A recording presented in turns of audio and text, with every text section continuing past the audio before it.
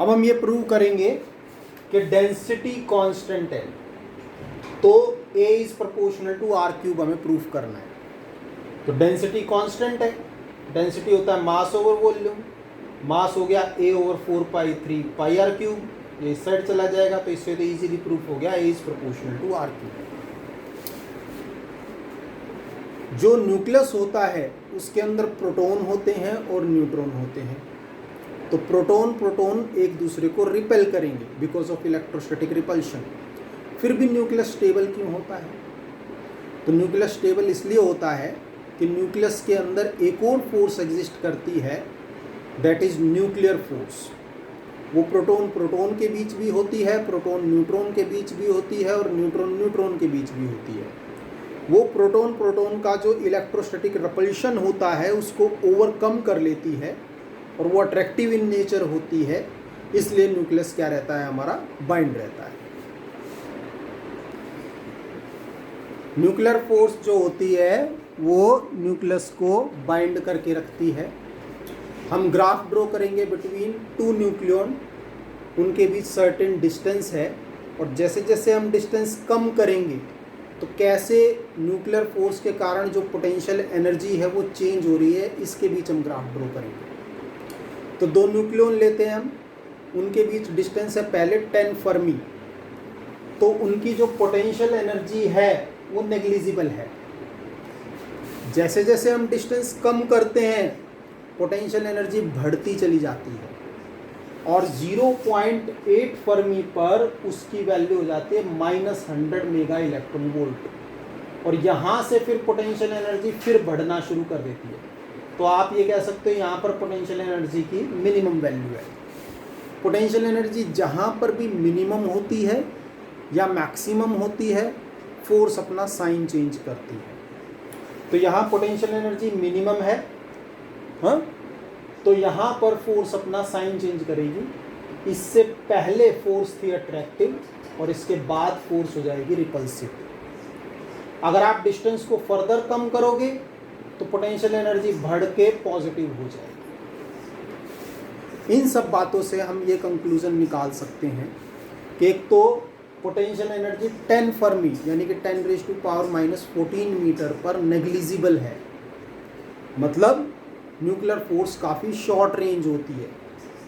ज़रा सा डिस्टेंस ज़्यादा हुआ 10 फर्मी से और वो नेग्लिजिबल हो जाएगी। दूसरी बात, पोटेंशियल एनर्जी की वैल्यू यहाँ -100 मेगा इलेक्ट्रॉन वोल्ट तक गई है, जो कि बहुत ज़्यादा वैल्यू है। इससे हमें ये पता लगता है न्यूक्लियर फोर्स बहुत ज़्यादा स्ट्रॉन्ग होती है। Even nuclear force is the strongest known force. जितनी भी फोर्सेस के बारे में हमें पता है, न्यूक्लियर फोर्स उनमें सबसे ज़्यादा स्ट्रॉन्गेस्ट फोर्स है। न्यूक्लियर फोर्स जो होती है हमेशा अट्रैक्टिव भी होती है। हाउएवर यहाँ हमने लिखा है कि न्यूक्लियर फोर्स 0.8 फर्मी से अगर कम डिस्टेंस होगा तो अट्रैक्टिव होगी, 0.8 फर्मी से ज़्यादा डिस्टेंस होगा तो रिपल्सिव होगी। बट प्रैक्टिकली न्यूक्लियॉन के बीच डिस्टेंस 0.8 फर्मी से कम होता ही नहीं है, 0.8 फर्मी से ज़्यादा ही होता है, इसलिए न्यूक्लियर फोर्स हमेशा अट्रैक्टिव ही होती है। Nuclear force inverse square law follow नहीं करती है, force is inversely proportional to r square, ये लॉ न्यूक्लियर फोर्स फॉलो नहीं करती है। और न्यूक्लियर फोर्स जो होती है वो चार्ज से इंडिपेंडेंट होती है, जैसे कि electrostatic force 1/4πε0 Q1 Q2/r square है, यानी कि 4 पे डिपेंडेंट है। न्यूक्लियर फोर्स नहीं होती है। तो इन सब बातों से हम न्यूक्लियर फोर्स और इलेक्ट्रोस्टैटिक फोर्स में डिफरेंस क्रिएट कर सकते हैं। न्यूक्लियर फोर्स शॉर्ट रेंज होती है, इलेक्ट्रोस्टैटिक फोर्स लॉन्ग रेंज होती है।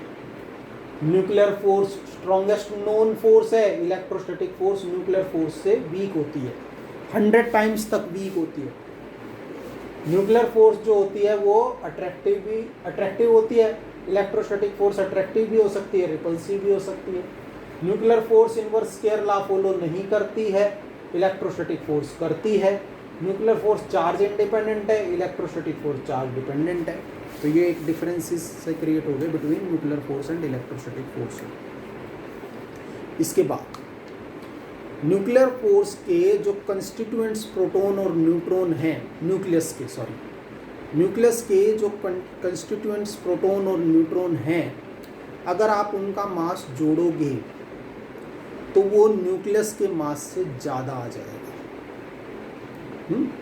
तो बाकी बचा मास गया कहाँ? वो इनफैक्ट कन्वर्ट हो जाता है बाइंडिंग एनर्जी में, ऐसी एनर्जी जो न्यूक्लियस को बाइंड करके रखती है। और जो मास का डिफरेंस आता है, यानी कि कंस्टिट्यूएंट्स प्रोटॉन और न्यूट्रॉन का जो मास है, उसका मास न्यूक्लियस के मास से ज़्यादा है, जो डिफरेंस है इसको हम बोलते हैं मास डिफेक्ट। तो मास डिफेक्ट क्या होता है जी? जो प्रोटॉन का मास है, एक प्रोटॉन के अंदर MH+ मास होता है और न्यूक्लियस के अंदर Z प्रोटॉन होते हैं, तो उसका मास हो जाएगा ZMH+।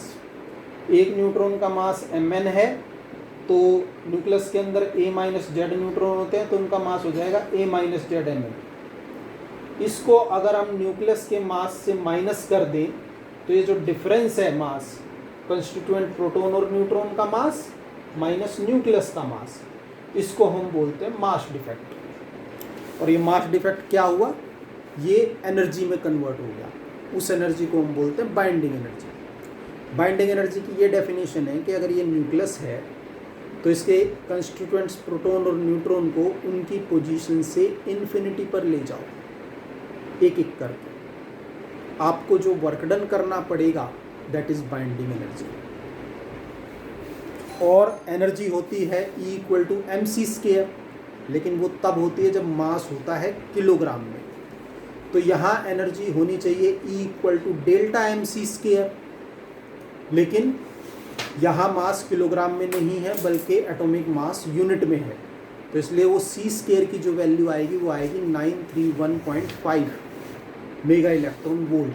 अगर उसको मतलब कि किलोग्राम से हम AMU में कन्वर्ट करें तो इसलिए बाइंडिंग एनर्जी जो आएगी वो आएगी, क्योंकि ये मास AMU में है, Δm × 931.5 मेगा इलेक्ट्रॉन वोल्ट। लेकिन किसी न्यूक्लियस की स्टेबिलिटी बाइंडिंग एनर्जी नहीं बताती, बल्कि स्टेबिलिटी बताती है बाइंडिंग एनर्जी पर न्यूक्लियन। तो बाइंडिंग एनर्जी पर न्यूक्लियन होती है, जो बाइंडिंग एनर्जी आई हमारी, इसको नंबर ऑफ न्यूक्लियन A से डिवाइड कर दो तो ये बाइंडिंग एनर्जी पर न्यूक्लियन आ जाएगी। एग्जाम्पल के लिए 443 पेज पर ऑक्सीजन 16(8) की सबसे पहले हम निकालते हैं मास डिफेक्ट। इसके अंदर 8 प्रोटॉन है, 8 न्यूट्रॉन है और इसका मास भी गिवन है। तो एक प्रोटॉन का मास है 1.00727। याद नहीं करना तुम्हें, क्वेश्चन आएगा तो दिया जाएगा।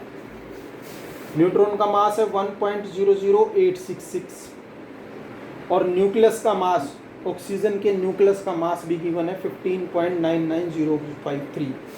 नंबर ऑफ प्रोटॉन 8 है, नंबर ऑफ न्यूट्रॉन भी 8 हैं, ये हमने पुट कर दिया तो हमारा 0.137 U माने एटॉमिक मास यूनिट, हमारा मास डिफेक्ट आ गया। इस मास डिफेक्ट को अगर हम 931.5 मेगा इलेक्ट्रॉन वोल्ट से मल्टीप्लाई कर देंगे तो ये बाइंडिंग एनर्जी आ जाएगी 127.5 मेगा इलेक्ट्रॉन वोल्ट। इसको अगर हम इसके मास नंबर 16 से डिवाइड कर देंगे तो हमारी बाइंडिंग एनर्जी पर न्यूक्लियन आ जाएगी।